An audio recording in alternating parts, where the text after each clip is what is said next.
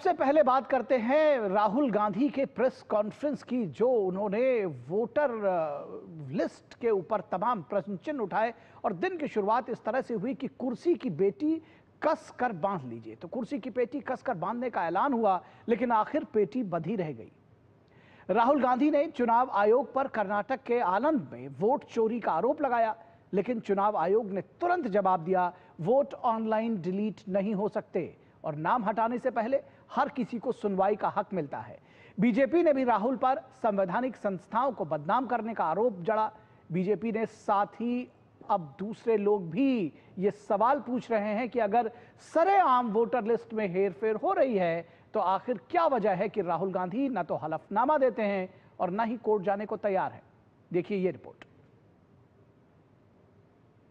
दिन की शुरुआत एमपी कांग्रेस के सोशल मीडिया पोस्ट से हुई कि कुर्सी की पेटी बांध लीजिए। लगा कि नेता प्रतिपक्ष और कांग्रेस सांसद राहुल गांधी की प्रेस कॉन्फ्रेंस में कुछ नया और बड़ा सुनने को मिलेगा, लेकिन आखिर कुर्सी की पेटी बंधी रह गई और राहुल गांधी ने 2.5 साल पुराने अखबारों में छप चुके मामले को नए कलेवर में पीपीटी के जरिए पेश किया। दावा किया कि कर्नाटक के आनंद विधानसभा क्षेत्र में राहुल ने कहा कि यह काम कांग्रेस समर्थक वोटरों को टारगेट करके किया गया। राहुल ने कहा कि इस मामले की जांच कर्नाटक सीआईडी कर रही है, लेकिन चुनाव आयोग जानबूझकर उसको बाधित कर रहा है।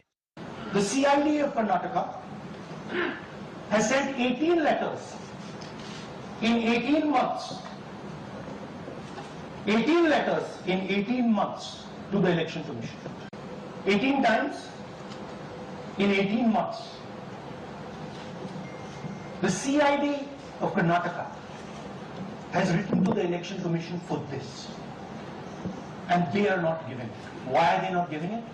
Because this will lead us to where the operation is being done. लेकिन कुछ ही देर में यह साफ हो गया कि राहुल गांधी पूरा सच नहीं बता रहे हैं। दरअसल वोट डिलीशन की नाकामयाब कोशिश के लिए फरवरी 2023 में चुनाव आयोग ने ही एफआईआर दर्ज कराई है। यह तथ्य भी सामने आया कि जिस आनंद विधानसभा सीट का जिक्र राहुल गांधी कर रहे हैं, वहां पर कांग्रेस प्रत्याशी ने ही जीत दर्ज की है। इतना ही नहीं, चुनाव आयोग ने बताया कि 6018 वोटरों के आवेदन की जांच की गई, जिसमें से केवल 24 वोटर ही ऐसे पाए गए जिनके नाम काटे जाने योग्य थे। बाकी के नाम न काटे जाने थे और न काटे गए। सवाल यह है कि राहुल गांधी सिर्फ आरोप ही क्यों लगाते हैं? अगर चुनाव आयोग सच में उन पर और उनकी पार्टी पर इतना अत्याचार कर रहा है तो वो उसके खिलाफ कोर्ट क्यों नहीं जाते? लेकिन राहुल ने इस सवाल का जवाब न पहले दिया था और न ही आज की प्रेस कॉन्फ्रेंस में दिया। आनंद में 6018 वोटर्स डिलीट हुए। किसी ने आनंद में वोटर डिलीशन सिस्टमैटिकली ऑर्गेनाइज तरीके से, सेंट्रलाइज तरीके से कि फाइलिंग ऑटोमेटिकली ऑनलाइन हो रही है। मोबाइल नंबर्स कर्नाटक के नहीं यूज हो रहे,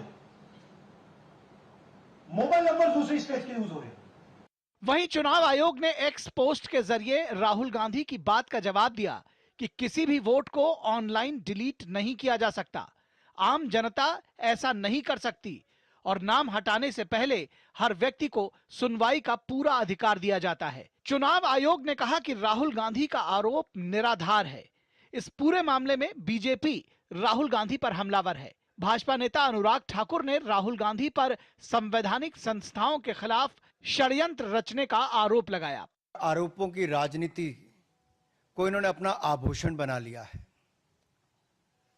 जब इन्हीं के लगाए गए आरोपों को ऑथेंटिकेट करने के लिए कहा जाता है तो पीठ दिखाकर भाग जाते हैं। शपथ पत्र देने के लिए कहा जाता है तो मुकर जाते हैं। गलत और निराधार आरोप लगाना राहुल गांधी जी की आदत बन गई है। यह पहली बार नहीं है कि राहुल गांधी ने ऐसे आरोप लगाए हों। कभी फर्जी वोट जोड़ने पर एटम बम फोड़ने की बात, तो कभी वोट काटने पर हाइड्रोजन बम का ऐलान। लेकिन हर बार आरोपों का तथ्यों की कसौटी पर हल्का साबित होना और खुद राहुल गांधी का हलफनामा देने से मुकर जाना राहुल गांधी की विश्वसनीयता और उनकी मंशा पर सवाल खड़े करता है। Bureau report, DD news.